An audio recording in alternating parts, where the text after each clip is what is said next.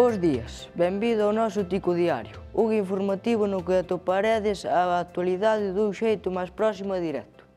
Son as 13 horas da mañá, e venres 17 de outubro e comenzamos.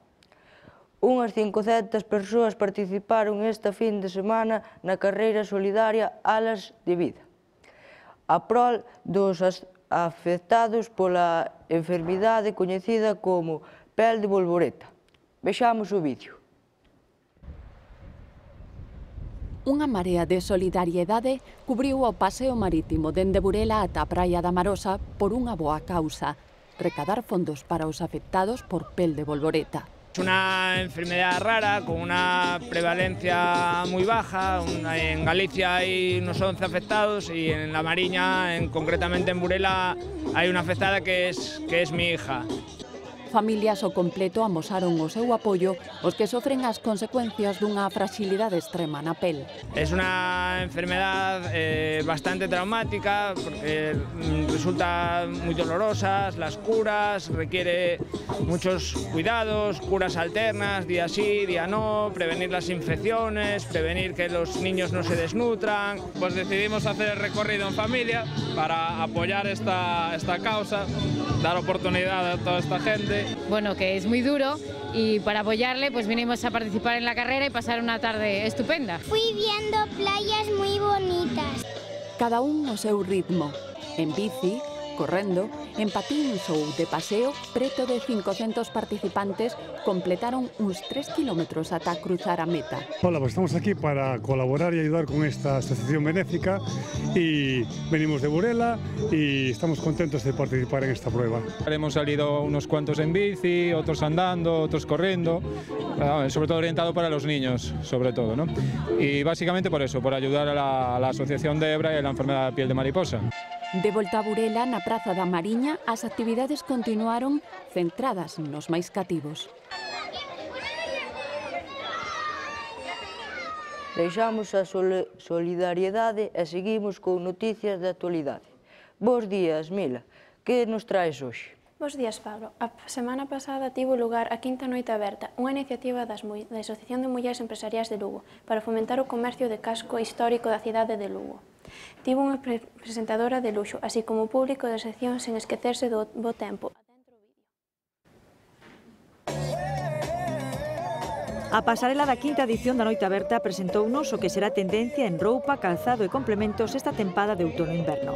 Un escaparate de excepción para o moito e bo que ofrece o comercio do casco histórico de Lugo. Venimos todos los años, porque está muy bien, es una iniciativa buena para el comercio de Lugo y, no sé, potencias que la gente vaya a comprar a nuestras tiendas. Porque me gusta la ropa que llevan los modelos para ver si puedo después yo comprar, pero que haya tallas. Fiéis a esta cita tamén estiveron os alumnos da Escola de Imaxe Son, que baixo a supervisión de docentes e técnicos puxeron en práctica todo o que levan aprendido, un traballo que culminará ca elaboración de un DVD.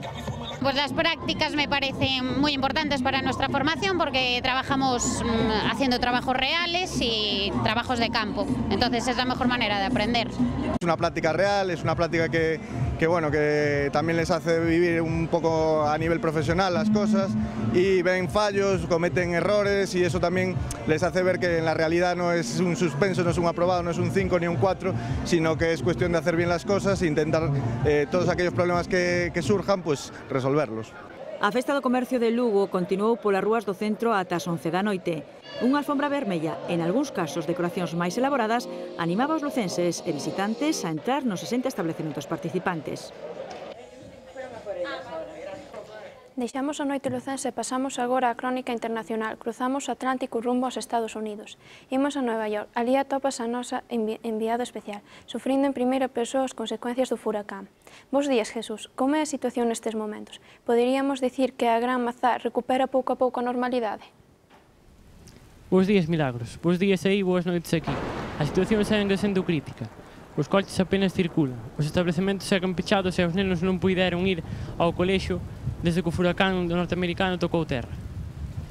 E os ventos superan os 500 km por hora. De feito, é difícil manter o equilibrio.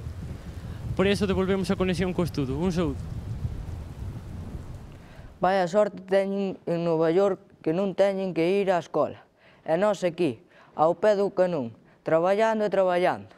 En fin, de volta ao noso país é o momento da nosa especial Tico Enquisa.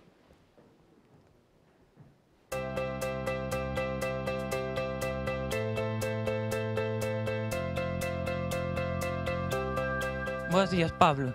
Hoxe no espazo de Enquisa lanzamos a seguinte pregunta.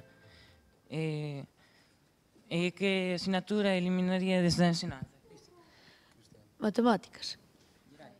Inglés. Plástica. Castellano. Pois esta é a opinión destes amables colaboradores. Isto é todo. Pablo, bos días.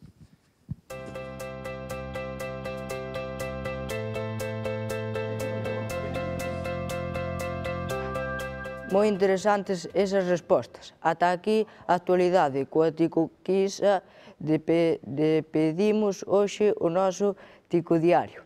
Esperamos volver cedo con máis actualidades. Agradecemos a colaboración do IES Santiago Basat da Silva de Villalba, así como a todos os que fixeron posible levar este programa adiante.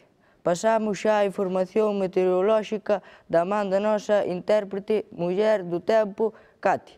Moitas grazas, ata pronto.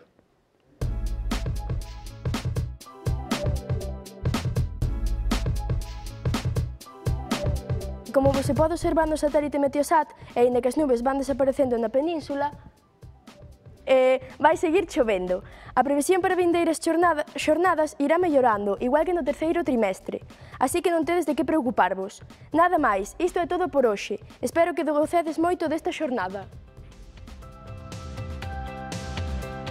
Non me acordei da cámara.